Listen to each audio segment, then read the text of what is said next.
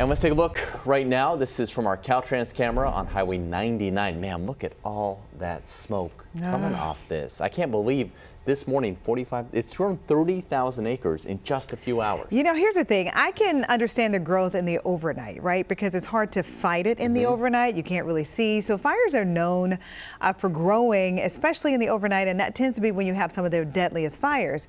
But we started out this morning and we were around 45, and now we're looking at around 71. So what does that let us know? That we are dry. Yeah. And a little bit of wind up there, right? And there is wind up there, and it is hot up there. So thoughts going out to the firefighters. You got a long day ahead, and you may have a long couple of weeks ahead, depending on what happens with this fire.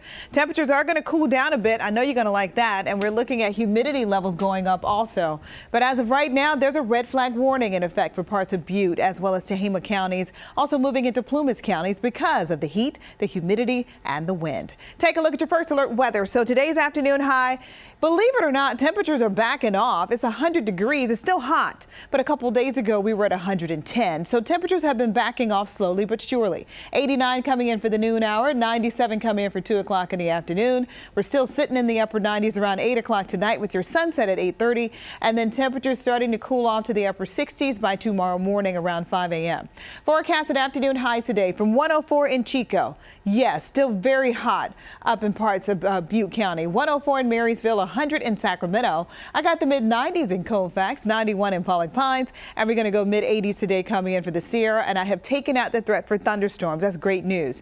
Now let's carve out what's happening with this red flag warning, the weather, the fire weather that's going to be in play today for the Park Fire, and let's look at some of the details. So red flag warning in effect beginning at 1 o'clock. That goes all the way to 11 o'clock on Friday, all the way down to Yuba City, to Redding, all the way to Susanville. Northern Sierra, northern end of the valley floor. Hottest temperatures, strongest winds, lowest relative humidities, right? So Park Fire, 71,489 acres, 3% contained. And a lot of this fire last evening was moving upslope.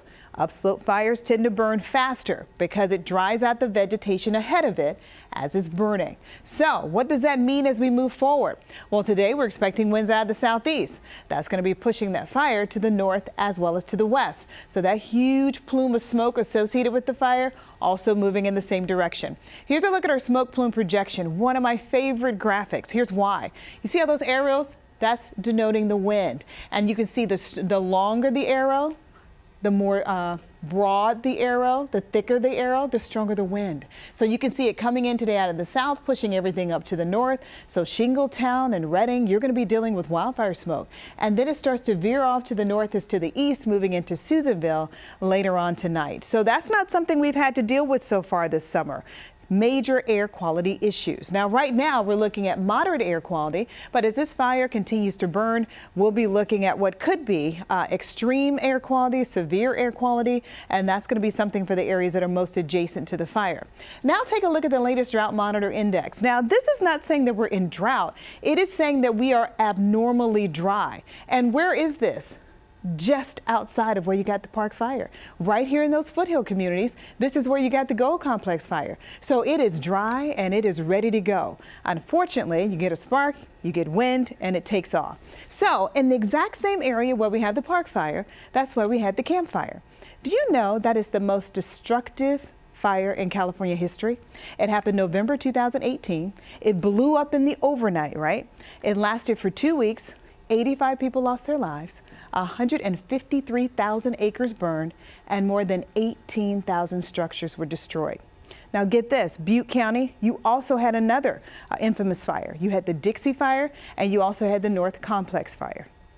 Butte County, right there at the base of the foothills coming in through the valley. You have some of the strongest downsloping winds, and you have some of the hottest temperatures, and you have some of the lowest relative humidities. And people are nestled in those foothill communities. So unfortunately, you could be extremely isolated, which could elevate your opportunity for fire risk when you get the conditions in play. We'll be cooling off, Dom, moving into the weekend, and then a minor warm up for next week. All right, Tracy, thank you.